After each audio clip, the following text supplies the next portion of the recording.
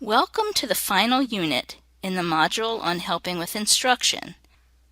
This unit provides a summary of the ideas presented across the 9 earlier units in the module.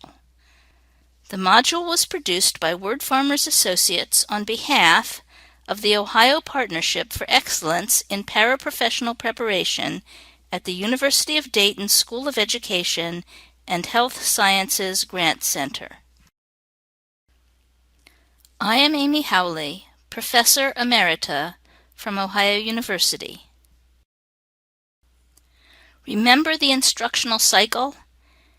It's a process with 5 phases: planning, teaching, evaluating, reflecting, and planning again. Your role as a paraprofessional educator is to help one or more teachers with all phases of the cycle. In that role, it's critical to pay attention to the 3 principles of universal design for learning: provide multiple means of representation, provide multiple means of action and expression, and provide multiple means of engagement. These 3 principles respond to an absolutely essential insight about learners. They're all different.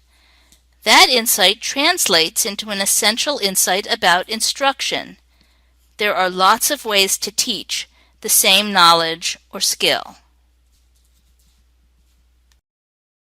These different ways to teach provide scaffolds that help students move from where they currently are in a learning progression to the next step in the progression.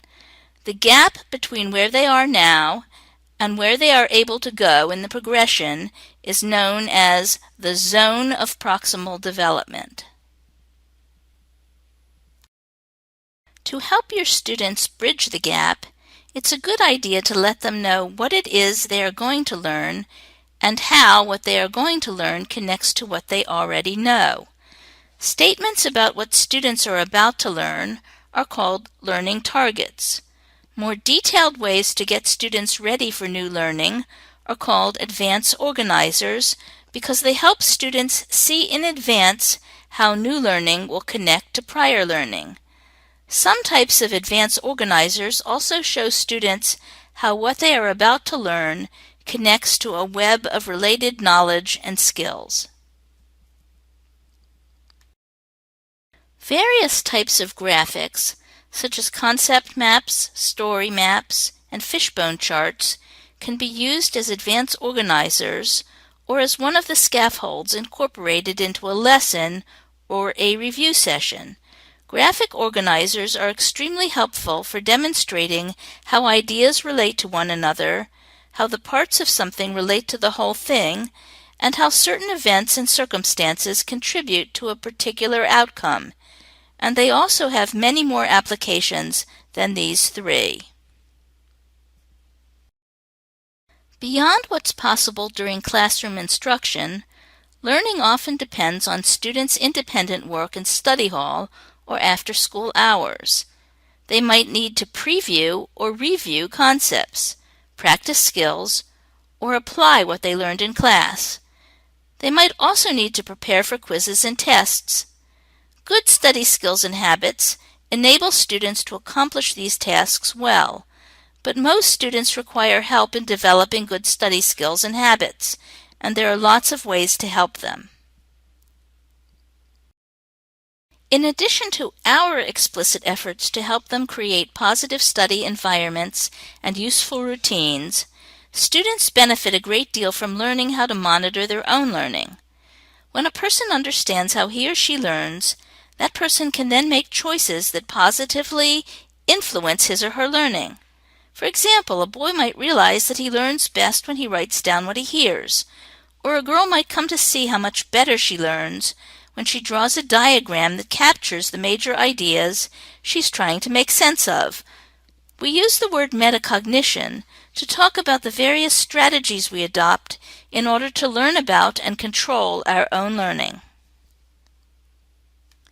Sharing relevant infographics with students is one way that a paraprofessional can help them learn. And students' experiences with infographics can teach them something about how they learn, as well as giving them some powerful tools for organizing the information they are intending to present in class or in a written response to a class assignment. Students also find it helpful to learn some specific skills for taking tests. In the ideal situation, every test score would be a true reflection of how much a student knows.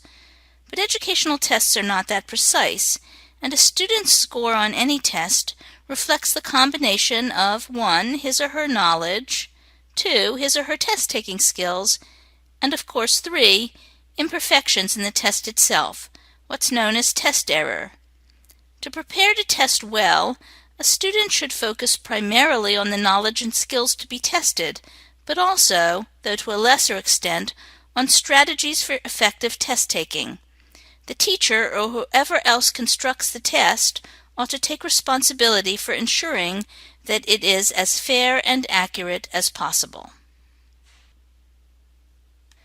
As your observations of and experiences with teaching have probably already demonstrated, providing effective instruction is complicated and difficult work. It's also work that can be a lot of fun, especially when you have the chance actually to see learning take place.